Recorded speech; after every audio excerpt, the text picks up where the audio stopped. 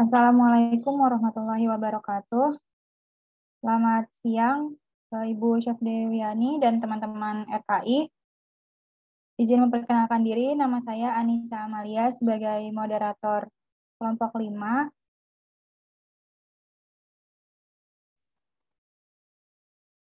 Pertama-tama izinkan saya untuk memperkenalkan kelompok 5. Kembali ke slide 1.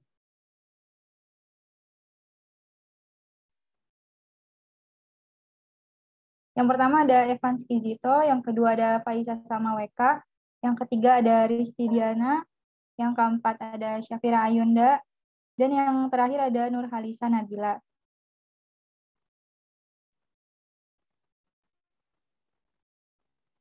Kelompok 5 akan menjelaskan materi tentang yang pertama ada understanding the basic concepts of nursing assessment, yang kedua ada sources of data in nursing assessment, ketiga ada types and classification of nursing assessment data, keempat ada anamnesis teknik, yang kelima physical examination method, yang keenam head to toe physical examination technique. Selanjutnya saya serahkan kepada kelompok 5 untuk memulai presentasi. Terima kasih.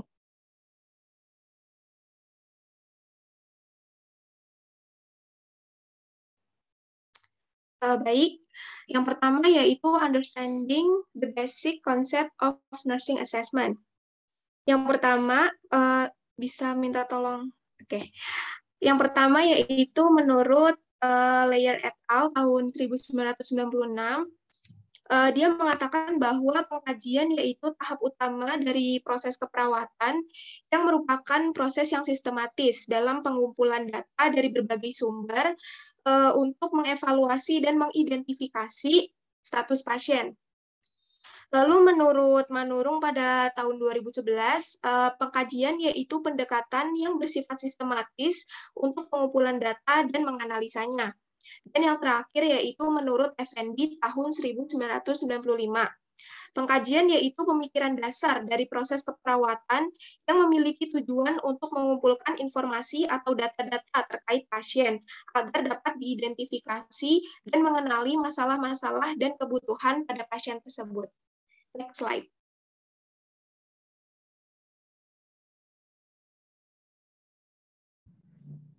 Selanjutnya yang kedua ada sumber data pengkajian keperawatan menurut Kojar dan Harp. Yang pertama ada klien. Klien merupakan sumber utama dan perawat bisa mendapatkan informasi yang sebenarnya mengenai masalah kesehatan langsung kepada klien. Yang kedua ada orang terdekat. Contohnya ada seperti orang tua, saudara, atau orang terdekat lainnya yang lebih mengetahui kondisi klien. Yang ketiga ada catatan medis. Sumber kesehatan klien sekarang dan masa lalu dan pola penyakit dapat dilihat dari catatan medis pasien ini sebelumnya. Yang keempat ada tenaga kesehatan. Yang ketiga ada tenaga kesehatan atau orang-orang yang menangani langsung pasien dan melakukan tindakan evaluasi mencatat hasil pada status klien, perawat seperti pekerja sosial dan fisioterapis. Selanjutnya.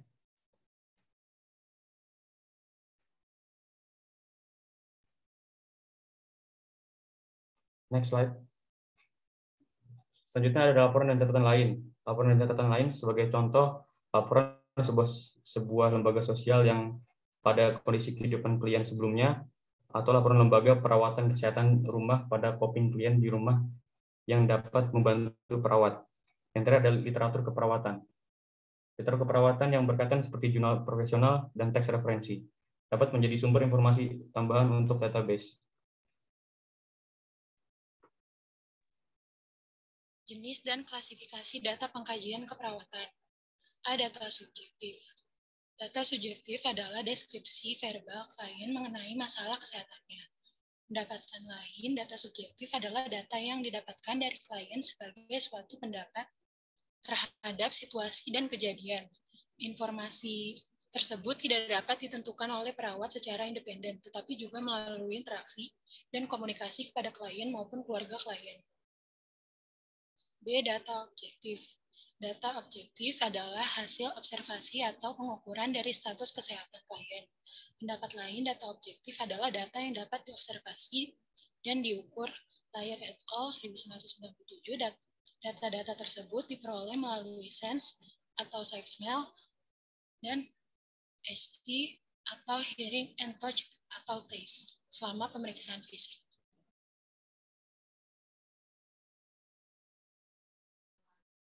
Teknik anamnesa.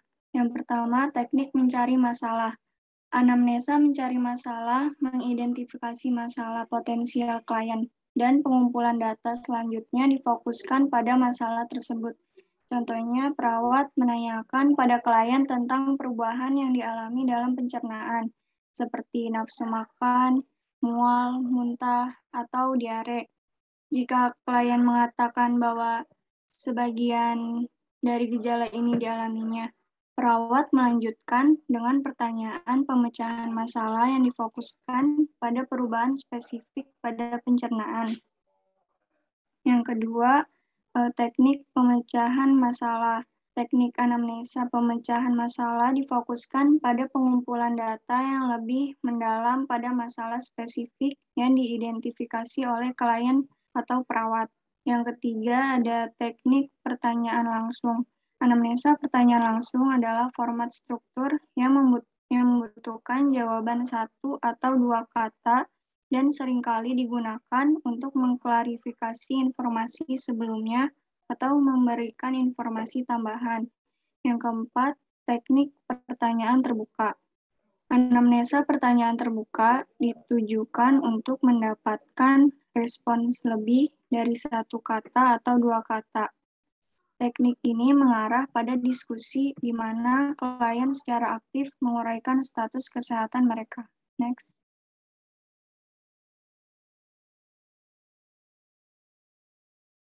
Selanjutnya ada pemeriksaan fisik, yaitu ada inspeksi, palpasi, auskultasi, dan perkusi. Yang pertama ada inspeksi. Inspeksi adalah metode pemeriksaan fisik yang dilakukan dengan cara melihat dan mengingat. Dan yang kedua ada palpasi. Palpasi adalah metode pemeriksaan fisik yang dilakukan dengan cara meraba menggunakan satu atau kedua tangan. Selanjutnya ada auskultasi. Auskultasi adalah metode pemeriksaan fisik yang dilakukan dengan cara mendengarkan bunyi dari dalam tubuh seperti frekuensi, intensitas, durasi, dan kualitas yang dibantu dengan alat bernama stetoskop. Dan yang terakhir ada perkusi.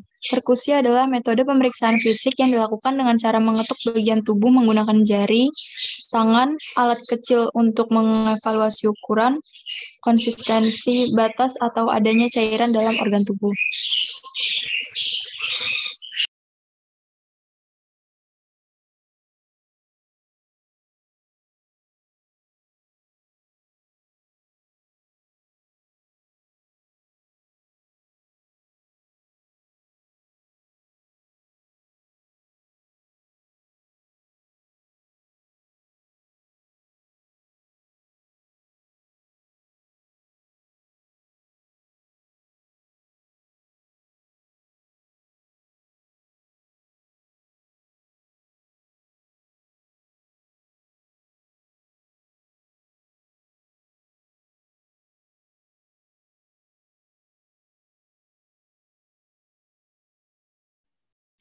Oke, selanjutnya yaitu head-to-toe physical examination technique.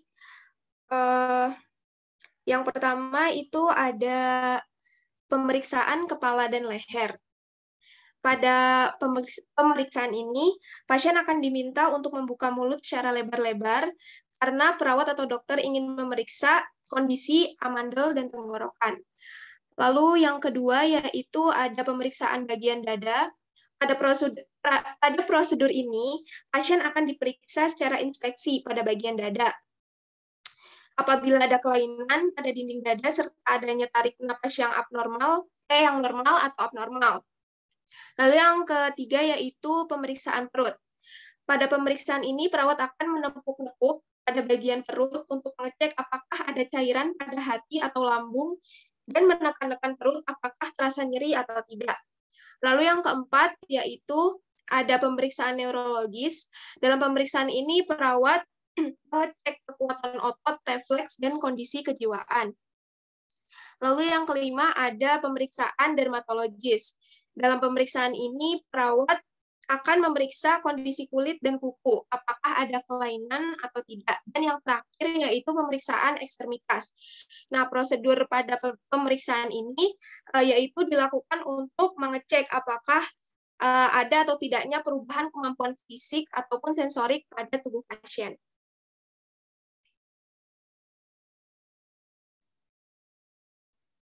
Next slide. Sekian presentasi dari kelompok 5 mengenai materi konsep dasar pengkajian keperawatan. Bagi teman-teman yang ingin bertanya, dipersilakan untuk raise hand. Terima kasih.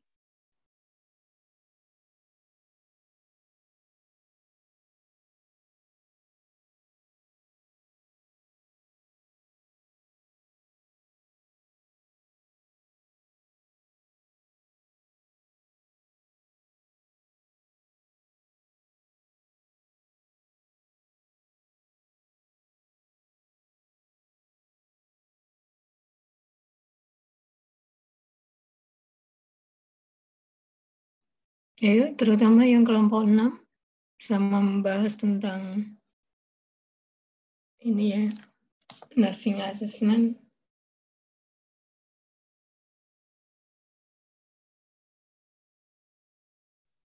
Untuk pertanyaannya di-keep terlebih dahulu. Selanjutnya pada kelompok 6 dipersilakan untuk menambahkan atau menanggapi materi dari kelompok 5. Terima kasih. Moderator izin masuk. Ya, silakan. Saya Hertinayu dari kelompok 6 izin menambahkan materi. Baik, dipersilakan tempatan waktunya.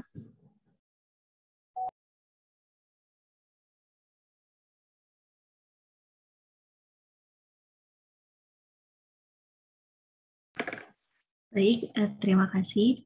Saya Hertinayu dari kelompok 6 izin menambahkan materi mengenai pemeriksaan fisik head to toe. Jadi seperti yang kita tahu sebelumnya bahwa metode pemeriksaan fisik itu ada 4, ada yang dimulai dari inspeksi, palpasi, auskultasi, dan perkusi. Lalu di physical examination head to toe ini yang pertama ada head and neck examination, ada pemeriksaan kepala dan leher. Nah, bagian-bagian yang diperiksa itu ada pemeriksaan kepala, pemeriksaan mata, pemeriksaan telinga, pemeriksaan hidung, ada pemeriksaan mulut atau pemeriksaan oral, dan selanjutnya itu ada pemeriksaan leher. Lalu yang kedua itu ada integumentary anal examination atau pemeriksaan kulit dan kuku. Jika di kelompok 5 itu disebutnya dengan dermatologist examination. Gitu. Nah, kalau di integumentary anal examination ini biasanya kita hanya melakukan inspeksi dan palpasi seperti itu. Lalu untuk thorax examination atau pemeriksaan toraks, pemeriksaan dada, itu yang pertama ada lung examination, pemeriksaan paru, yang kedua ada precordium examination, yaitu pemeriksaan precordium, dan yang terakhir itu ada pemeriksaan pada area ketiak dan payudara. Lalu selanjutnya itu ada abdomen examination atau pemeriksaan abdomen. Next slide. Next slide. Selanjutnya itu ada musculoskeletal examination, pemeriksaan muskulo, pemeriksaan mengenai otot rangka dan otot-ototnya. Lalu ada neurological examination, yang dimana itu ada pemeriksaan tingkat kesadaran, ada pemeriksaan refleks fisiologis, lalu ada pemeriksaan refleks patologis, dan yang terakhir itu ada genitalia and anus examination. Nah, ini tuh pemeriksaan genitalia dan anus pada wanita dan pada laki-laki. Sekian.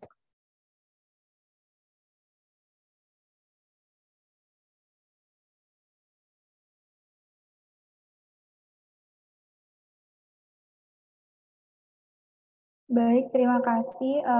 Tambahannya dari kelompok 6, apakah masih ada lagi? Kelompok 6? Izin masuk moderator, izin menambahkan lagi terkait metode pengumpulan data.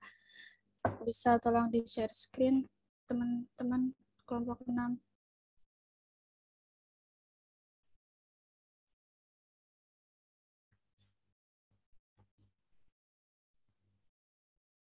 Di bagian metode pengumpulan data.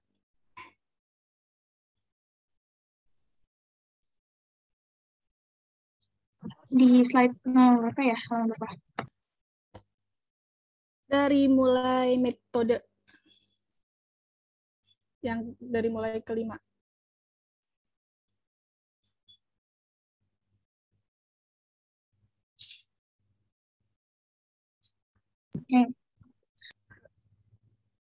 Kelima, Marsha, tolong.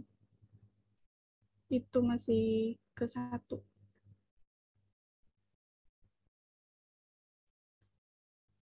Ini udah kelima.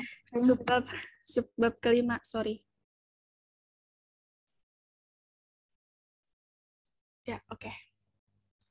Seperti yang telah dijelaskan oleh kelompok 5 dan rekan saya tadi, terkait pengumpulan data itu ada teknik anamnesis dan head to toe. Tapi sebenarnya itu ada 2 lagi. Itu ada studi dokumentasi dan observasi. Saya menjelaskan sedikit tentang anamnesis dulu ya. Jadi itu anamnesis is a question and answer relating to the problems that must be faced by client and is a planned communication. Jadi itu teknik anamnesa itu merupakan tanya jawab yang berkaitan dengan masalah yang harus dihadapi klien dan merupakan komunikasi yang direncanakan. Nah, anamnesis ini bertujuan untuk memperoleh data tentang masalah kesehatan dan masalah keperawatan klien, menumbuhkan rasa saling percaya antara perawat dengan klien, membantu klien memperoleh informasi, dan berpartisipasi dalam identifikasi masalah, serta membantu perawat untuk menentukan investigasi lebih lanjut selama tahap pengkajian. Nah, semua interaksi perawat dengan klien ini pasti berdasarkan komunikasi gitu. Komunikasi yang diterapkan oleh perawat kepada klien itu kita biasa nyebutnya komunikasi terapeutik. Bisa di next.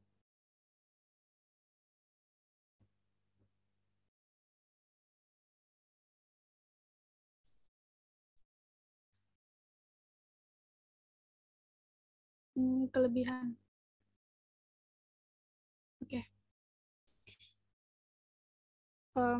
Untuk tahapan wawancara ini, yang pertama itu ada preparation atau persiapan. Nah, sebelum kita melakukan komunikasi dengan klien, kita juga harus melakukan persiapan dengan membaca status klien atau pasien. Perawat diharapkan tidak mempunyai prasangka buruk kepada klien, karena akan mengganggu dalam membina hubungan saling percaya sama si klien ini. Beri kesempatan juga kepada klien untuk mempersiapkan dirinya. Kita nggak boleh maksa klien itu harus siap untuk kita wawancarai. Gitu. Lalu yang kedua ada opening or introduction. Jadi sebelum kita mulai wawancara, kita juga harus memperkenalkan diri kita, meliputi nama, status, tujuan wawancara, waktu yang diperlukan, dan faktor-faktor yang menjadi pokok pembicaraan.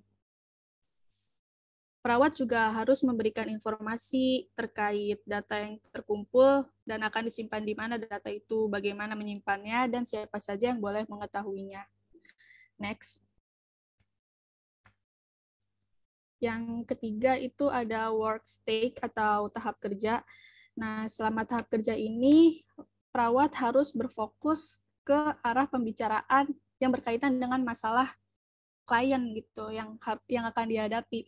Jangan sampai kita malah mewawancarai hal yang lain gitu atau out of topic gitu. Lalu yang keempat ada termination. Di termination ini perawat harus mempersiapkan untuk penutupan wawancara. Jadi ada pembukaan, ada juga penutupan. Gitu. Untuk itu, klien harus mengetahui kapan wawancara dan tujuan dari wawancara pada awal perkenalan, sehingga diharapkan pada akhir wawancara, perawat dan klien mampu menilai keberhasilan dan dapat mengambil simpulan bersama. Next. Nah, di sini ada hal-hal yang perlu diperhatikan dalam melakukan wawancara dengan klien.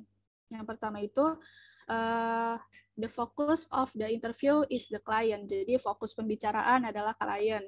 Lalu yang kedua, accept the existence of the clients as it is. Jadi kita harus menerima nih keadaan klien tuh sebagaimana adanya gitu. Kita nggak boleh komplain apapun tentang klien gitu. Jadi kita terima klien apa adanya gitu. Lalu yang ketiga ada provide opportunities for clients to express their complaints freely. Jadi kita harus memberikan kesempatan kepada klien untuk menyampaikan keluhannya secara bebas. Kita nggak boleh stop dulu gitu, nggak boleh. Jadi kita harus mendengarkan klien gitu. Lalu yang keempat, kita harus dapat menjamin rasa aman dan nyaman klien selama wawancara. Yang kelima, harus bersikap tenang, sopan, dan penuh perhatian. Yang keenam, menggunakan bahasa yang mudah dimengerti. Yang ketujuh, bila perlu, diam untuk memberi waktu kepada klien untuk mengutarakan perasaannya. Next.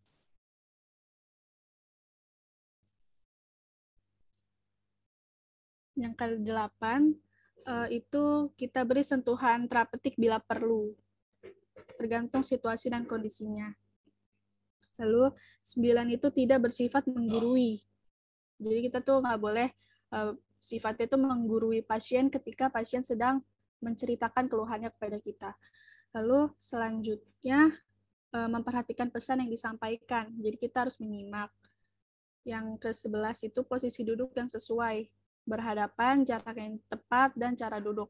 Nggak mungkin kan kita sedang wawancarai pasien tapi duduk kita kayak santai banget gitu. Kita harus menghargai juga pasiennya gitu dengan cara duduknya kita juga. Lalu yang ke-12 menghindari adanya interupsi. Yang ke-13 mendengarkan dengan penuh perasaan, dan yang terakhir memberikan kesempatan istirahat kepada klien. Next. Nah, ini ada observasi. Observasi itu merupakan mengamati perilaku dan keadaan klien untuk memperoleh data tentang masalah kesehatan dan keperawatan klien. Observasi ini dilakukan dengan menggunakan penglihatan dan alat indera lainnya, melalui rabaan, sentuhan, dan pendengaran. Tujuan dari observasinya ini mengumpulkan data tentang masalah yang dihadapi klien melalui kepekaan alat panca indera. Next. Nah, ini hal-hal yang perlu diperhatikan dalam melakukan observasi. Yang pertama itu, tidak selalu pemeriksaan yang akan kita lakukan dijelaskan secara rinci kepada klien. Karena terkadang hal ini dapat meningkatkan kecemasan klien atau mengaburkan data, jadi nanti datanya itu nggak valid. Lalu yang kedua ini menyangkut aspek fisik, mental, sosial, dan spiritual klien. Dan yang ketiga, hasilnya dicatat dalam catatan keperawatan sehingga dapat dibaca dan dimengerti oleh perawat yang lain. Next.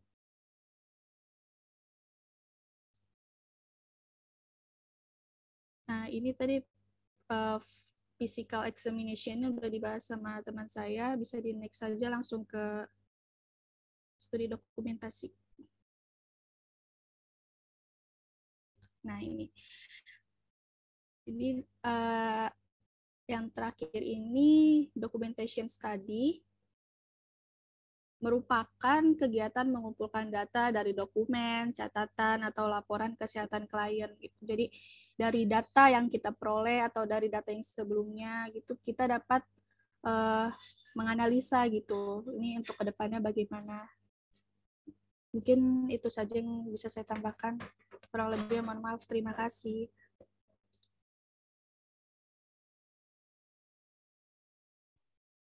Baik, terima kasih kelompok 6 atas penambahan materinya. Apakah masih ada lagi atau cukup?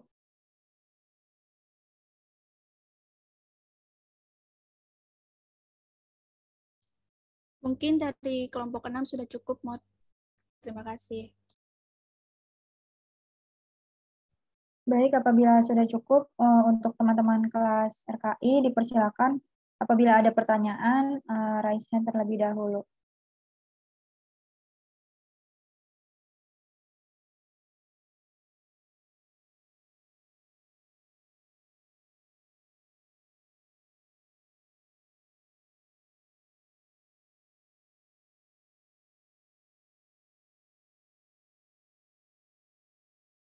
Kepada Kansa Fitri, silakan unmute. Ya, sebelumnya terima kasih Anissa atas kesempatannya.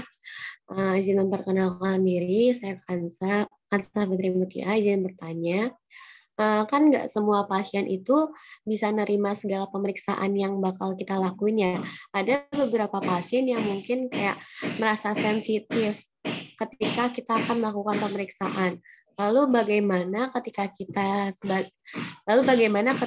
nih sebagai perawat mau melakukan palpasi yang dimana udah pasti palpasi ini tuh dilakukannya dengan cara meraba atau menggunakan satu atau kedua tangan. Nah, metode seperti apa lagi yang bisa dilakukan atau apakah bisa di-skip ke metode selanjutnya? Terima kasih. Terima kasih Kansa sudah bertanya. Pertanyaannya kita kumpulkan terlebih dahulu. Selanjutnya Siva Kartika, dipersilakan.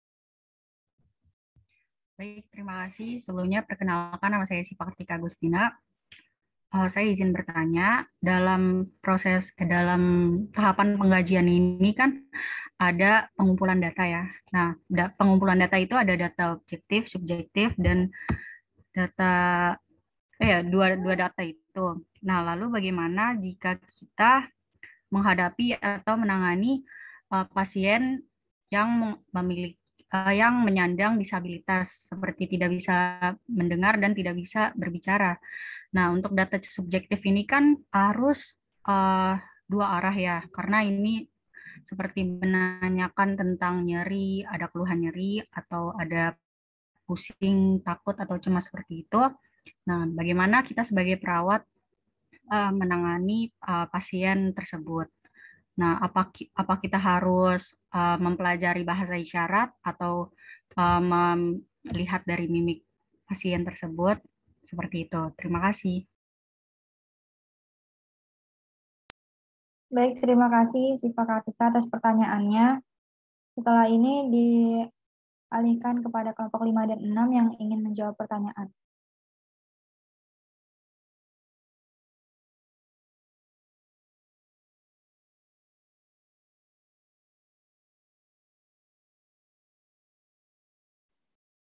Baik, saya akan menjawab pertanyaan dari Siva. Pertanyaannya itu bagaimana cara menangani pasien bisu dan tuli ketika mengambil data objektif seperti keluhan nyeri. Nah, jawaban saya yaitu yang pertama itu perawat harus mengerti gangguan fisik yang dialami pasien yang mungkin menghambat pola komunikasi. Nah, misalnya ketika perawat sudah mengetahui apa aja yang dialami, apa aja yang pasien yang mengalami gangguan, misalnya kayak pendengaran di telinga sebelah kiri, maka perawat harus berbicara dari sisi sebelah kiri. Maaf, jika ada gangguan pendengaran di telinga sebelah kiri, perawat itu harus berbicara dari sisi sebelah kanan dan sebaliknya. Nah, ketika pasien mengalami gangguan pendengaran pada kedua telinga atau juga tidak bisa berbicara atau bisu, bisa menggunakan tulisan agar pasien mengerti.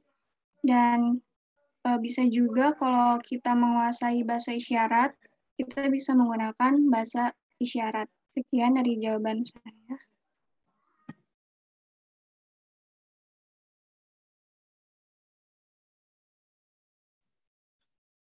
Masuk selanjutnya saya Francisco akan jawab pertanyaan tadi dari Kansa. Pertanyaannya yaitu, nggak semua pasien dapat menerima segala pemeriksaan yang dilakukan mungkin sensitif.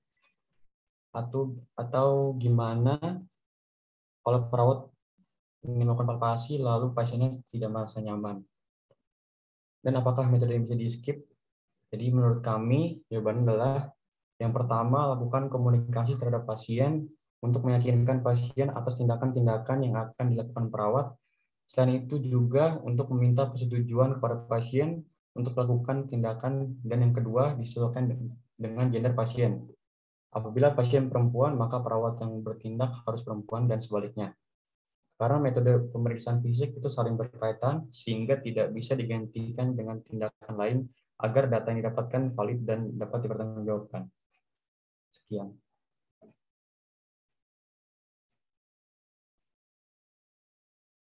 Baik, terima kasih kelompok atas jawabannya. Apakah Syifa dan Kansa sudah terjawab pertanyaannya? Izin menjawab, sudah terjawab. Terima kasih. Izin menjawab, sudah terjawab. Terima kasih, Risti. Baik, sekian Ibu presentasi dari kelompok 5 dan 6. Kurang lebihnya mohon maaf. Saya serahkan kepada Ibu Syafriani. Terima kasih. Wassalamualaikum warahmatullahi wabarakatuh. Oke, terima kasih ya kelompok 5 atas presentasinya. Tadi juga ditambahkan oleh kelompok yang lain. Jadi untuk pengkajian keperawatan, ya. Nah, ini menurut pengertian tadi yang disampaikan oleh kelompok, bahwa ini adalah proses yang mendasar di dalam proses keperawatan. Berarti ini langkah pertama di dalam proses perawatan. Sebelum lanjut ke menyusun atau mendiagnosa keperawatan, ya, kemudian sampai dengan melakukan evaluasi keperawatan. Nah, kita tahu tadi disampaikan juga oleh kelompok bahwa di dalam pengkajian keperawatan ini kan kita melakukan pengkajian ini dalam rangka mengumpulkan data. Ingat itu, mengumpulkan data dan informasi tentang klien. Ya, mengumpulkan data. Nah, cara mengumpulkan datanya ada beberapa macam. Jadi disampaikan tentang interview klien atau dengan anamnesa. Ya, nah anamnesa itu ada 2, tapi tadi enggak disebutkan tapi ada. Jadi jangan sampai kalian nggak tahu. Anamnesa itu ada 2, satu auto anamnesa, yaitu anamnesa yang dilakukan atau interview pada klien. Ya, interview klien, jadi itu namanya auto anamnesa. Kemudian yang kedua adalah alo anamnesa. Alo anamnesa itu interview dilakukan kepada keluarga pasien atau orang yang bertanggung jawab terhadap pasien. Ya, misalnya pasiennya anak-anak, berarti ibunya, bapaknya, atau neneknya. Atau mungkin nggak punya keluarga, tapi ada orang yang bertanggung jawab penuh dengan pasien tersebut. Dia alo, ada 2 tuh anamnesa. Alo anamnesa dengan auto anamnesa. Nah, kemudian pengumpulan data selanjutnya itu adalah melakukan pemeriksaan fisik. Nah, pemeriksaan fisik itu apa yang dilakukan? Teknik pemeriksaan fisik, iya, ada 4 teknik pemeriksaan fisik atau metode pemeriksaan fisik itu ada 4. Bisa dengan inspeksi atau periksa pandang. Jadi kita melakukan observasi, kita melihat, gitu ya. Kemudian ada yang palpasi raba, periksa raba. Kemudian yang 3 perkusi, kemudian keempat adalah auskultasi. Itu adalah metode atau teknik pemeriksaan fisik, gitu ya. Misalnya pasien mengatakan, suster perut saya nyeri. Nah, kita tanyakan. Ya, jadi jangan lupa pada saat anamnesa itu kan kita tanya riwayat penyakit sekarang. Artinya riwayat penyakit sekarang ini berhubungan dengan here and now. Di sini dan sekarang. Itu harus kita tanyakan. Kenapa pasien sampai datang ke rumah sakit? Itu harus kita tanyakan. Tapi kalau kita ketemu pasiennya sudah dirawat, kita nanyakannya here and now, sekarang apa yang dikeluhkan pasien. Nah, kemudian dia bilang nyeri susah di perut saya, berarti daerah abdomen kan. Nah, kita lakukan inspeksi, kemudian kita lakukan palpasi. Ya, kalau kita ada lagi untuk menanyakan riwayat kesehatan sekarang itu atau RPS itu, kita melakukan PQRST. Jadi problemnya apa? Tadi nyeri dia kan, berarti problemnya nyeri. Kemudian bagaimana quality nyerinya? Ya, nyeri hebatkah atau nyerinya ringan atau nyerinya sedang? Kemudian region, area mana yang nyeri? Jadi dia menunjukkan tuh biasanya. Daerah sini, suster. Nah, di daerah situ. Nah, kita lakukan, kita inspeksi di daerah situ. Ada kemerahan enggak di situ? Kemudian kelihatan enggak membengkak di daerah perut kanan bagian atas? Itu dengan cara inspeksi. Kemudian, maaf ya Ibu, saya raba ya, tapi nanti sedikit saya tekan. Kalau Ibu merasakan sakit, Ibu katakan sakit. Kalau tidak, katakan tidak. Nah, kemudian kita raba. Nah, palpasi itu ada metodenya. Jadi ada kita tekan ringan, kemudian yang sedang, ada moderat, ada yang memang tekan penuh. Gitu ya. Nah, kemudian kita tekan, enggak suster, enggak sakit. Kita ini tekan lebih dalam lagi, merasakan sakit. Nah, berarti memang ada nyeri tekan. Ya, areanya kita sudah tahu. Kemudian kita tanyakan saat kapan, berarti time-nya. Jadi PQRST. Time-nya. Kapan Ibu merasakan sakit? Terus-menerus katanya. Atau pada saat membalikkan badan atau mengganti posisi dari miring kiri ke miring kanan. Nah, itu adalah informasi yang kita dapatkan. Atau saat menekuk kaki kanan, atau pada saat duduk, itu beda-beda informasi. Apapun itu kita catat. Atau pada saat berjalan, gitu. Nah itu. Nah jadi PQRST-nya itu memang harus dikejar, ditanyakan, gitu ya. Nah jadi setelah mendapatkan informasi itu, nah kita lakukan tadi teknik pemeriksaan yang kita lakukan. Jadi pemeriksaan fisik dan metode atau teknik pemeriksaan fisiknya ada 4 tadi. Nah kemudian dilakukan lagi pemeriksaan fisiknya juga selain itu tekniknya yang tadi, yang head to toe. Kalau pemeriksaan fisik head to toe adalah dari ujung, ya artinya ujung rambut lah dari kepala sampai ujung kaki. Nah, yang diperiksa itu adalah organnya. Memang yang dikaji untuk menilai atau mengevaluasi sistemnya. Tapi yang diperiksa head to toe itu, jadi kepala, ya. Nah, di kepala dan rambut dan kepala. Kemudian dengan kita raba, ada apa di kepala? Dengan dilihat, oh kepalanya simetris. Kemudian kita raba, tidak ada perlukaan di kepala, tidak ada benjolan di kepala, seperti itu ya. Kepalanya bersih, tidak ada ketombe. Gitu. Kemudian turun lagi ke mata, periksa matanya, tidak ikterik, ya, tidak kuning, tidak pucat, seperti itu. Turun lagi ke hidung, wajah juga kita lihat wajahnya simetris. Turun ke hidung. Ya, tidak ada keluaran. Artinya tidak ada keluaran itu cairan, apakah itu ingus, lendir atau apapun itu. Gitu ya. Jadi organnya yang kita periksa. Kalau leher apa? Kan di leher kita tahu ada vena jugularis, ya. Kalau pasien hipertensi, pasien yang dengan kelainan jantung, biasanya ada tekanan vena jugularisnya itu kelihatan, gitu ya. Nah, kemudian untuk di kelenjar ini juga tiroid, ya kita raba gitu ya. Ada pembesaran kelenjar tiroid, kemudian telinga, aksila, ya turun ke payudara, dada. Nah di dada berarti kita menghitung, memeriksa sistem pernafasan. Nah kita tanyakan, misalnya ibunya sekarang ibu sesak atau tidak, atau memang langsung dia mengatakan, suster kok saya sesak ya, bentar ya Bu, saya periksa dulu.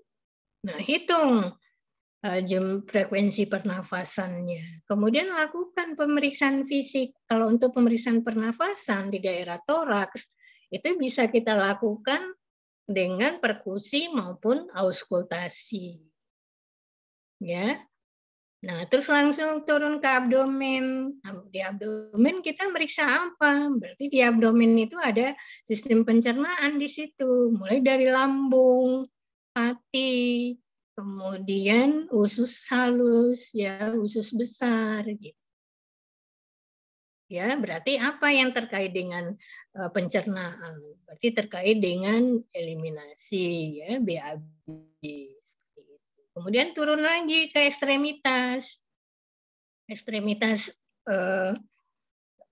atas lah dulu. Nah, atas untuk menghitung sistem muskuloskeletalnya. Muskuloskeletal apa yang diperiksa? Berarti kekuatan otot, fungsi-fungsi dari muskuloskeletalnya. Artinya tangannya bisa digerakkan. Seharusnya kan kalau siku ini kan bisa difleksi, bisa ekstensi, kemudian bisa rotasi, bisa diputar sendi pergelangan tangan. Begitu juga sendi pada bahu.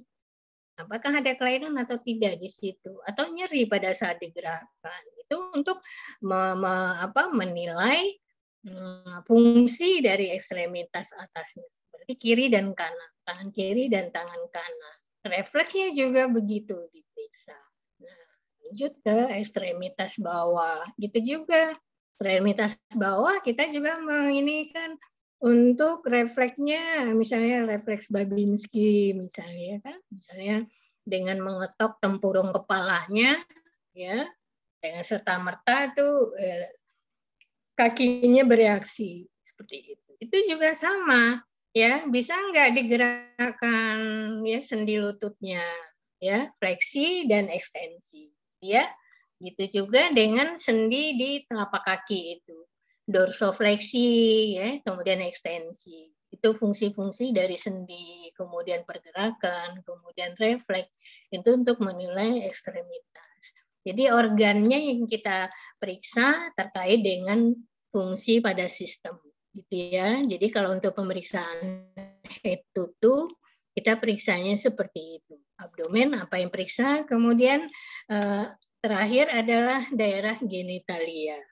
Nah, genitalia apa yang diperiksa? Ya, jadi kalau pada perempuan misalnya vaginanya dilihat, apakah ada pengeluaran cairan, kemudian ada perubahan bentuk dan lain-lain. Apakah ada massa, gitu ya? Massa itu mungkin dalam bentuk tumor dan lain-lain. Ya. Nah, jadi untuk pemeriksaan fisiknya dispesifikkan seperti itu. Jadi bukan pemeriksaan fisiknya untuk head to toe itu sistem muskuloskeletal, tapi yang kita periksa itu organ-organnya apa, gitu ya. Jadi ekstremitas atas, ekstremitas bawah. Baru kita tujuannya untuk apa? Untuk menilai misalnya kan fungsi dari ekstremitas atas itu. Kemudian menilai fungsi dari sendi, kemudian menilai refleks dari ekstremitas atas maupun ekstremitas bawah. Nah, kemudian data yang harus dikumpulkan juga, tadi yang kan udah 2 tuh, anamnesa lewat with auto and allo anamnesa, gitu ya. Kalau auto, berarti dari siapa? From data and information from auto. Pasien, Ibu. Pasien. Ya, dari pasien. Kemudian anamnesa kedua, allo anamnes. Berarti dari Izin jawab itu dari keluarga pasien atau yang bertanggung jawab. Ya, ya. Kemudian pemeriksaan fisik. Pemeriksaan fisik bisa menggunakan teknik inspeksi, palpasi, perkusi, dan auskultasi. Kemudian pemeriksaan fisik dilakukan juga pemeriksaan head to toe. Ya, kita periksa mulai dari kepala sampai ujung kaki. Kemudian yang ketiga adalah data yang kita kumpulkan adalah pemeriksaan penunjang. Nah, ini tadi bahan presentasinya belum ada. Persiapan pasien untuk pemeriksaan penunjang. Karena ini perlu. Contoh, pada saat kita waktu memeriksa mata, ternyata konjungtivanya pucat. Gitu ya. Terus ibu, apa yang ibu rasakan sekarang? Pusing, suster. Gitu ya, dia ngomongin pusing. Kalau dia dibawa berjalan keliengan, gitu ya, muter-muter, lemas, gitu. Nah, kita cenderung berpikirnya, waduh, ibu ini jangan-jangan kekurangan darah, gitu ya. Nah, bisa aja ibunya anemi. Kita ukur tekanan darahnya normal atau tekanan darahnya rendah, gitu. Berarti pemeriksaan penunjangnya kita periksa HB, ibunya, ya. Itu salah satu menunjang untuk menegakkan masalah keperawatan pasien, gitu ya. Jadi pemeriksaan penunjang itu penting. Kemudian satu lagi, ibunya batuk-batuk, ya, datang dengan batuk-batuk sudah 3 hari, batuknya berdahak, tapi sulit untuk dikeluarkan, ya. Nah, berarti ada gangguan di pernafasannya. Kemudian sesak, ngeluhnya sesak. Nah, itu kita langsung aja fokus ke pemeriksaan fisiknya. Berarti kalau di jantung, kalau di pernafasan, berarti pemeriksaan apa yang pertama kali ini? Ya, secara sekilas aja kita head to toe, kita lihat sampai ke toraksnya, ke dadanya. Udah kita periksa di situ. Ya, bisa dengan perkusi, bisa dengan auskultasi. Itu ya. Nah, kemudian ada lagi pemeriksaan penunjang untuk itu, gitu ya. Apa pemeriksaan penunjangnya? Foto toraks. Dok, ini pasiennya, itu berarti ada tindakan kolaboratif. Berarti, dok, ini pasiennya mengeluh sesak, udah 3 hari di rumah demam, kemudian ada batuk plus reak, ya, tapi nggak bisa dikeluarkan. Nah, curiga nih pasiennya ada infeksi di paru. Lakukan foto torak. Nah, hasil foto torak itu adalah mendukung untuk masalah keperawatan pasiennya di pemeriksaan penunjang. Jadi nanti di situ ada masalah keperawatan, pola nafas tidak efektif, kemudian bersihan jalan nafas tidak efektif. Tapi datanya udah lengkap nih, ya. Kalau kita lihat jenis dan klasifikasi data tadi kan disebutkan bahwa jenis dan klasifikasi data itu ada 2 kan, data subjektif, data yang dikeluhkan oleh pasien, kemudian data objektif adalah data yang berdasarkan hasil pemeriksaan fisik maupun hasil pemeriksaan penunjang. Jadi kalau kita buat tabel DS, pasien mengeluh sesak napas, gitu ya. Pasien mengatakan batuk berdahak, tapi dahaknya tidak bisa dikeluarkan, gitu ya. Nah, kemudian DO-nya apa? Kita ukur misalnya respirasinya atau pernafasannya. Pernafasannya tidak normal, berarti pasiennya pernafasannya mungkin 36, kita tahu pernafasan normal itu kan 24 sampai dengan 24 kali per menit. Ini 36 misalnya. Ya. Nah, kemudian apalagi hasil auskultasi, ya, terdengar mungkin ya bunyi rohi basah pada parunya, ya. Kemudian kelihatan pasiennya bernapas, jadi pada saat inspeksi dia bernapasnya menggunakan otot pernafasan. Jadi naik turunnya dada itu kelihatan. Kalau kita kan nggak kelihatan kalau orang yang tidak sesak. Nah, itu data-data objektifnya. Kemudian masukkan pemeriksaan penunjang, hasil foto torak, ya, ada flek pada paru. Nah, bisa ada kemungkinan 2 diagnosa itu, bersihan jalan nafas karena dia tidak bisa mengeluarkan reak, Atau paru-parunya itu O2 dan CO2-nya itu tidak bisa bertukar gitu ya secara efektif. Sehingga dia menggunakan otot dada sebagai untuk pola pernafasan. Makanya gangguan pola nafas. Itu ya. Jadi kita harus paham pengumpulan data ini, kemudian data itu dikumpulkan melalui apa saja. Ya. Jadi tadi bisa kita simpulkan tadi, anamnesa dengan interview with client atau with the family client, kemudian pemeriksaan fisik, teknik pemeriksaan fisik kita tahu bisa lakukan inspeksi, ya, palpasi, auskultasi, perkusi dan auskultasi. Kemudian lakukan pemeriksaan penunjang, ya. Nah, kemudian kita juga ada tuh kalau kita kelompokkan data itu dia ada data primer dan ada data sekunder. Nah, kalau data primer itu data dari pasien, kalau data sekunder data dari keluarga, orang terdekat atau dari dokumentasi keperawatannya si pasien gitu. Ya. Nah, tadi saya dapat di paparannya itu sama dengan kelas A dan B tadi. Jadi kalau untuk sumber data itu tenaga kesehatan itu bukan hanya perawat, fisioterapis, satu lagi pekerja sosial, social workers. Jadi enggak itu aja, tenaga kesehatan ini di rumah sakit sudah banyak yang bertanggung jawab terhadap pasien. Salah satunya dietitian, ya, ahli gizi di rumah sakit. Ya itu bertanggung jawab. Jadi bisa aja datanya itu dari ahli gizi gitu ya. Nah, kemudian penata laboratorium ya yang sering ngambil darah ke pasien.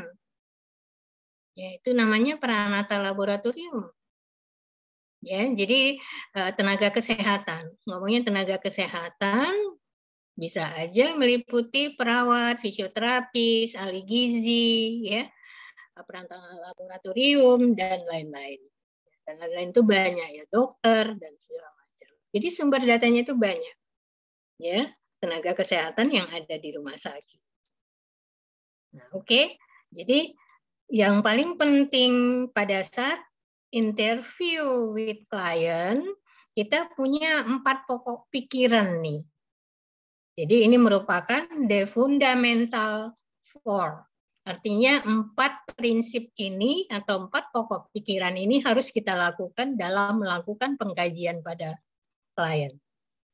Riwayat penyakitnya sekarang, riwayat penyakitnya dahulu, kemudian riwayat kesehatan keluarga, kemudian riwayat sosial ekonomi. Ya. Nah, riwayat penyakit sekarang, apa alasan pasien datang ke rumah sakit?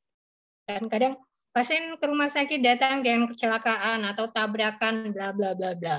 Nah, kemudian terdapat luka di mana-mana, ya. Nah, itu salah satu contohnya. Riwayat penyakit dahulu. Pasien punya mengidap penyakit apa? Kencing manis kah, hipertensi kah? Atau apa? Dulu pernah dirawat dengan tipoid atau punya apa dahulunya. Kemudian riwayat kesehatan keluarga. Ini erat kaitannya kalau pasien misalnya ternyata didiagnosa DM, diabetes mellitus, ini sangat erat kaitannya dengan riwayat kesehatan keluarga. Apakah DM-nya ini karena keturunan atau tidak? Ya, kemudian riwayat sosial dan ekonomi karena ini juga mempengaruhi, gitu ya. Gitu. Oke, mungkin itu yang bisa saya sampaikan. Jadi paparan atau PPT-nya kelompok tadi sudah bagus, tapi hanya perlu ditambahkan. Ya, perlu ditambahkan untuk tadi dari materi terkait dengan the fundamental 4. Jadi 4 pokok pikiran dalam melakukan anamnesa baik auto maupun allo anamnesa. Jadi kita menanyakan riwayat penyakit sekarang atau RPS, riwayat penyakit dahulu ya RPD, kemudian riwayat kesehatan keluarga dan sosial ekonomi. Kalau riwayat penyakit sekarang apa yang ditanyakan? Penyakit dahulu apa yang ditanyakan? Dan seterusnya. Seperti itu. Oke ya. Nah, jadi tadi di dalam ininya belum ada tuh persiapan pasien untuk pemeriksaan penunjang. Kalau teknik pemeriksaan fisik head to toe tolong diganti ya. Jadi memang pemeriksaannya itu dari kepala sampai ke ekstremitas bawah. Oke. Kalau sumber data sudah jenis dan klasifikasi data, data objektif, subjektif, objektif sudah, teknik anamnesa sudah, metode pemeriksaan fisik, ya, kemudian teknik pemeriksaan fisik head to toe, kemudian persiapan pasien, pemeriksaan penunjang. Oke, sampai di sini ada yang mau ditanyakan?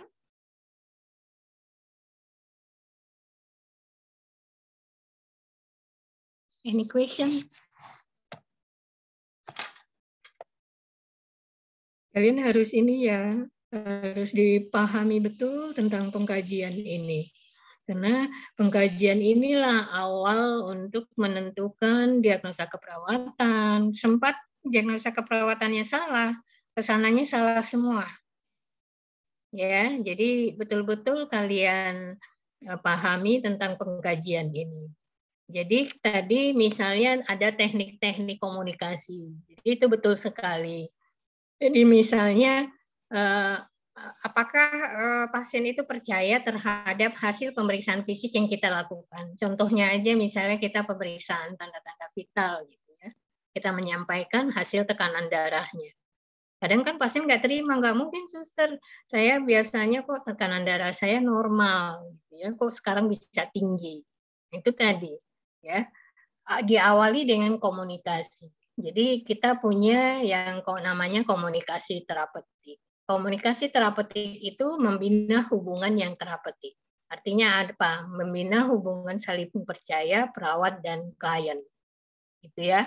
Nah, pada saat membina hubungan terapeutik itu, nah berarti kita mengikuti ya bagaimana berkomunikasi, baik verbal maupun non verbal. Tadi sudah dijelaskan ya oleh temannya tadi. Jadi pada saat kita berkomunikasi, kita tunjukkan bahwa kita tuh siap memang untuk pasien. Kita siap membantu pasien gitu ya. Nah, bagaimana caranya pada saat kita melakukan teknik pemeriksaan, pada saat kita melakukan pemeriksaan fisik? Ya contohnya yang tadi. Sekarang apa yang Ibu keluhkan? Atau apa yang Ibu rasakan sekarang? Tadi kan ada ya pertanyaan open question ya, pertanyaan terbuka. Jadi apa yang Ibu rasakan sekarang? Nah, kalau kita jangan sekali-sekali kita mengatakan Ibu nyeri ya, nah, pasti dia jawabannya iya. Jadi kita juga lebih banyak menyampaikan pertanyaan terbuka. Apa yang Ibu rasakan sekarang? Misalnya kita ketemu dengan ibunya di ruang rawat, ya, selamat pagi Bu, saya Suster Siva. Nah, saya misalnya kalian sudah bekerja di ruang rawat itu. Saya sekarang dinas pagi, Bu. Selama berapa minggu kalian dinas pagi? Misalnya 1 minggu. Nah, 1 minggu saya dinas pagi merawat Ibu nanti di sini. Nah, gitu ya. Nah, apa yang Ibu rasakan hari ini? Apa Ibu keluhkan hari ini? Nah, nanti dia bercerita. Malam tadi saya demam, suster. Oh iya, demamnya berapa? Dikasih tahu nggak demamnya berapa? Iya, 38 derajat Celcius. Nah, terus semalam apa yang sudah dilakukan? Kompres sama minum obat penurun panas. Sekarang masih terasa panas nggak? Keluh, apa yang dia keluh?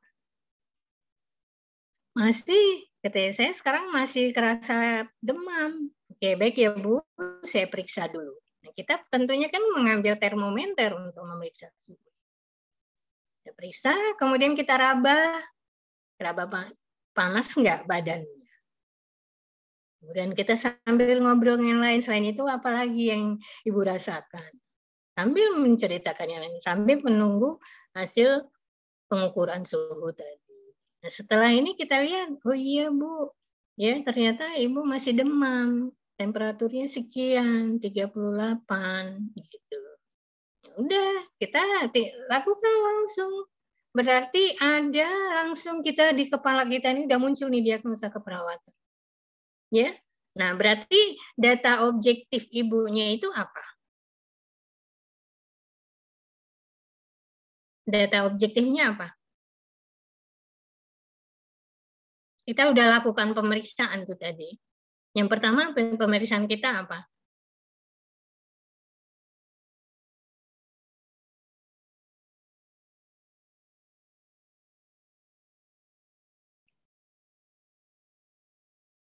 Ayo. Dengan kasus tadi, berarti kita sudah lakukan pemeriksaan, mengumpulkan data. Pemeriksaan kita apa? Data subjektifnya tadi kan sudah Ibu mengatakan ya, demam, nggak nyaman, gitu. Terus data objektifnya apa hasil pemeriksaan kita? Menjawab Ibu suhu tubuh. Suhu tubuh. Kemudian kita raba, ya, badan teraba panas, gitu ya. Kemudian ada lagi biasanya suhu tubuh meningkat itu disertai dengan apa? Ya, apakah enggak semua sih? Karena tanda dan gejala itu individualistik. Jadi enggak semua orang demam tanda dan gejalanya seperti itu. Atau gejala, ya, gejala itu lebih subjektif. Jadi biasanya gelisah dia. Kemudian bibirnya kering, seperti itu. Ya, atau kemerah-merahan kalau orangnya putih kelihatan gitu ya. Nah, itu yang kita lihat, berarti kita periksa itu dengan periksa pandang kan? Kita inspeksi kan? Kemudian yang kita raba tadi berarti kita palpasi. Kita raba tangannya, pegang tangannya. Yang paling umum itu kan orang raba kening kan. Kalau ngomong demam, coba iya ya agak hangat gitu ya. Nah, untuk memastikan kita ambil termometer untuk memeriksa temperatur tubuh itu. Betul Ibu demam. Nah, berarti udah tegak tuh satu diagnosa. Apa diagnosa keperawatannya? Kalian mulai sekarang sudah mulai lihat setidak-tidaknya buku sumber inilah salah satunya ini kalian pakai. Banyak buku sumber yang lain. Jadi tentang standar diagnosa keperawatan Indonesia yang keluaran PPNI. Atau mau pakai Linda Jual Carpenito, atau mau pakai Fundamental of Nursing, silakan aja pakai yang mana. Yang Kezir lah, siapa karangan siapa Fundamental of Nursing bisa kalian pakai. Sumber yang mana, ya. Nah, jadi sudah dapat tuh satu diagnosa, yaitu hipertermi, itu ya. Nah, apa tanda dan gejalanya? Jadi nanti kalian tuliskan itu, DS-nya apa, DO-nya apa, ya. Jadi hipertermi itu kalau kita lihat di buku SDKI ini,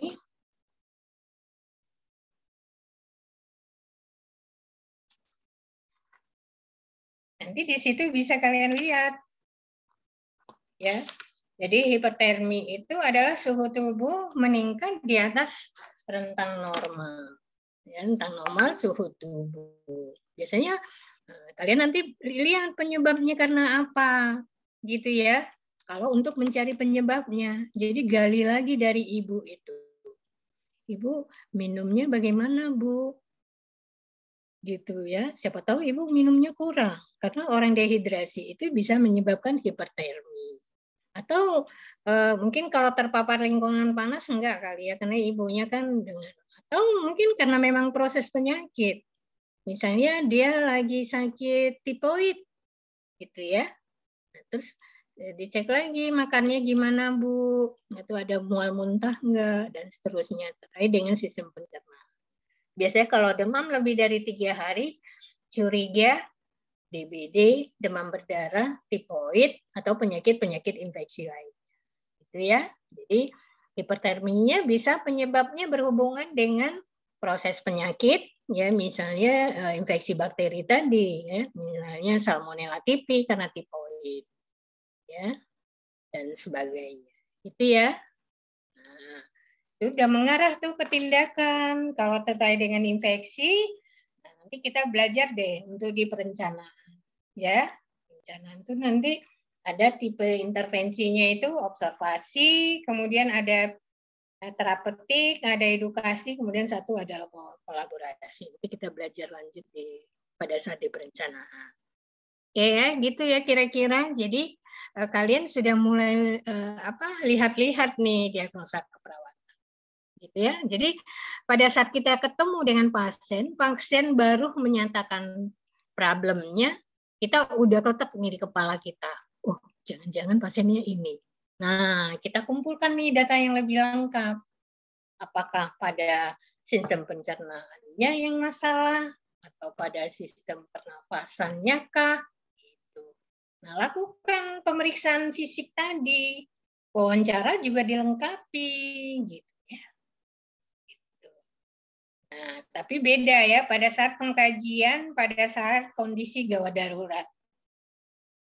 Ya, jangan sampai kalian sibuk aja melakukan anamnesa. Ini padahal pasien sudah perdarahan. Ya. Tapi cepat. Jadi kita sebagai perawat itu harus cepat. Misalnya pasien masuk ke IGD. Ya, nah kita udah tahu nih pasien masuk ke IGD dengan luka robek, ya, lukanya dalam, kemudian perdarahan, pasiennya sudah mengeluh nyeri kesakitan, gitu ya. Nah, itu biasanya kita udah ketek, oh pasiennya ini, gitu ya, nyeri, gitu ya, berhubungan dengan ya agen pencedera fisik, ada yang luka di situ, gitu kan, perdarahannya banyak. Nah, kalau perdarahan banyak berarti kita juga berasumsi beresiko dia terjadi shock hipovolemik, gitu ya, pasiennya bisa shock. Ya, bisa pingsan karena perdarahan. Nah, kita udah kletek-kletek itu di kepala kita. Jadi kita jangan nanya lagi kenapa datang ke rumah sakit, terus keluhan lainnya apa? Ya enggak, bisa-bisa pasiennya ya udah out duluan. Jadi kita udah langsung nih, karena kita secara sepintas saja sudah melakukan pengkajian. Nah, nanti setelah itu pasien tertangani atau sambil menangani pasien sudah bisa diajak bicara, atau yang membawa pasien itu ke IGD itu yang kita tanyakan. Ini Pak, terjadi kecelakaan apa? Gitu. Tapi pasien tetap kita kerjakan. Ya, itu pertolongan pertama kalau kasus-kasus emergensi. Jadi akan berbeda polanya saat kita pengkajian di kasus ruang rawat ataupun dirawat jalan yang bukan kasus emergensi. Itu ya. Oke, sampai di sini ada yang mau ditanyakan?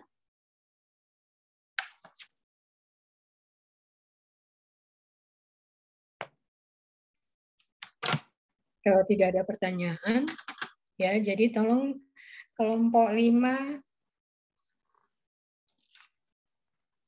ya kelompok 5 tambahkan tadi yang seperti yang saya sampaikan, ya. Jadi tadi sudah ada nursing assessment, jadi definition-nya sudah ada ya tadi ya. Kemudian sumber data juga sudah ya. Kemudian teknik anamnesa yang tadi ya, jenis anamnesanya alo, auto. Kemudian physical examination head to toe-nya dirubah ya. Jadi head to toe, kepala sampai dengan ekstremitas bawah. Jadi nggak apa-apa ekstremitas bawah, tujuan pemeriksaannya untuk apa tadi. Ya, sistem muskuloskeletal bagian bawah. Gitu ya. Kemudian the fundamental for 4 pikiran yang ditanyakan, ya riwayat penyakit sekarang, penyakit dahulu, kesehatan keluarga, dan riwayat sosial ekonomi. Nah, kemudian yang tadi yang saya sampaikan, ya, kalau pada saat kita menanyakan interview, ya, interview with client, PKRST-nya juga ini kita harus sampaikan, ya, problemnya, kualitinya, regionnya, kemudian skala and time. Ya, artinya kalau nyerinya kualitasnya seperti apa, di mana areanya, kemudian skalanya berapa. Jadi pada saat kita menanyakan skala nyeri pasien, bukan kita yang menyampaikan, Ibu ini skala nyerinya 6 ya? Enggak. Jadi kalau kita sampaikan kepada Ibu, suster kok saya nyeri banget ya di perut saya ini, gitu ya. Sebentar ya Bu, saya lakukan pemeriksaan. Kita lakukan palpasi. Nah ini Bu, saya tekan ringan ya Bu, ini sakit? Enggak, itu kita beri lagi tekanan lagi. Nah ternyata sakit, berarti ada nyeri tekan ya pada perut bagian kanan atas gitu ya.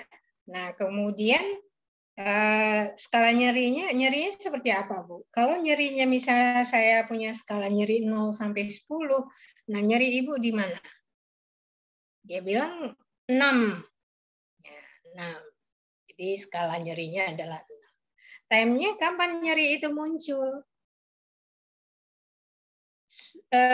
Terus-menerus. Ada yang terus-menerus bilang. Ada yang bilang kalau bergerak, miring ke kiri atau miring ke kanan. Ada dia bilang kadang kalau dibawa duduk, kalau dibawa berjalan. Gitu ya. Nah, tuliskan. Ya, nyeri jika dibawa duduk, nyeri jika dibawa berjalan. Kemudian faktor yang memperberat nyerinya itu apa? Atau faktor yang memperingannya apa? Karena itu juga sebagai dasar kita untuk melakukan intervensi. Gitu ya. Berarti kalau faktor yang memperberat ya mungkin yang dilakukan. Misalnya posisi tidurnya miring ke kanan. Orang nyari perutnya sebelah kanan, berarti dia coba miringnya ke kiri. Ya. Atau anjurkan posisi-posisi, kita sudah belajar tentang aktivitas, posisi berbaring pasien. Jadi bisa diterapkan posisi berbaring itu kepada pasien. Itu ya. Nah, jadi itu tambahannya, kemudian persiapan pasien untuk pemeriksaan penunjang. Persiapan pasien untuk pemeriksaan penunjang antara lain, kalau kita tulisin semua banyak, yang umum saja. Contoh untuk pemeriksaan darah lengkap misalnya kan harus puasa, berapa jam puasanya. Untuk pemeriksaan CT scan, foto toraks, untuk USG, endoskopi gitu. Yang sering aja dilakukan. Ya, jadi itu untuk pemeriksaan pasien, untuk pemeriksaan penunjang. Malah kalau kalian sudah masuk ke maternitas, itu nanti ada pemeriksaan penunjangnya, ada pemeriksaan IVA test gitu ya, untuk memeriksa apakah nih pasien ini menderita kanker atau tidak, karena perdarahannya hebat gitu kan. Oke, nah itu satu yang kalian lengkapi. Kemudian satu lagi, buat contoh jenis klasifikasi data, artinya kalau yang dimaksud dengan data subjektif itu apa saja contohnya? Misalnya mengeluh apa gitu ya. Kemudian data objektif itu apa saja? Nah, silakanlah kelompok 5 dan 6 dijadikan mungkin contoh-contoh data subjektif objektif ya. Sama teknik pemeriksaan fisik, inspeksi, palpasi, perkusi, dan auskultasi itu dengan plus gambarnya. Ya, nah nanti ini presentasi untuk di hari Rabu. Jadi kelompok 5, jenis klasifikasi data, contohnya DS dengan DO, apa saja contohnya. Minimal ada 3 contoh lah. Kemudian teknik pemeriksaan fisik, ya, dengan ada gambarnya. Inspeksi itu apa yang diinspeksi, kemudian palpasi, cara menekannya, kemudian jari mana yang menekan, kemudian perkusi gitu juga, jari mana yang untuk mengetuk, kemudian auskultasi, ya.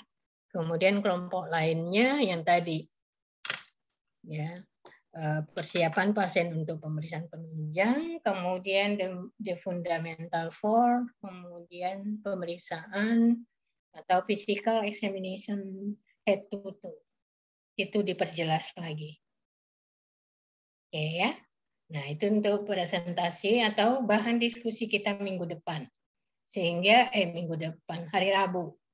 Sehingga kita jelas sih mana sih DO, mana DS, gitu ya. Nah, nanti saya lanjut tentang analisa data. Ya, nanti data-data itu kan kita masukkan tuh ke tabel analisa data. Kenapa sih data ini muncul? Kenapa sih? Itu untuk mempermudah kalian nanti menegakkan diagnosa keperawatan.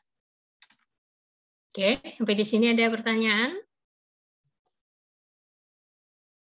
Kalau tidak ada pertanyaan atau sambil menunggu pertanyaan, boleh di SS.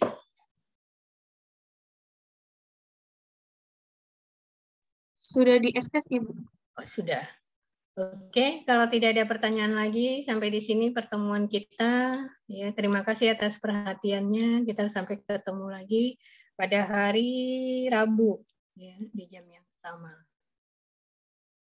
Jadi yang tetap presentasi, ya, kelompok 5 bergabung aja dengan kelompok 6, dengan materi tadi yang saya sebutkan. Jadi materi tambahan dengan materi perbaikan tadi.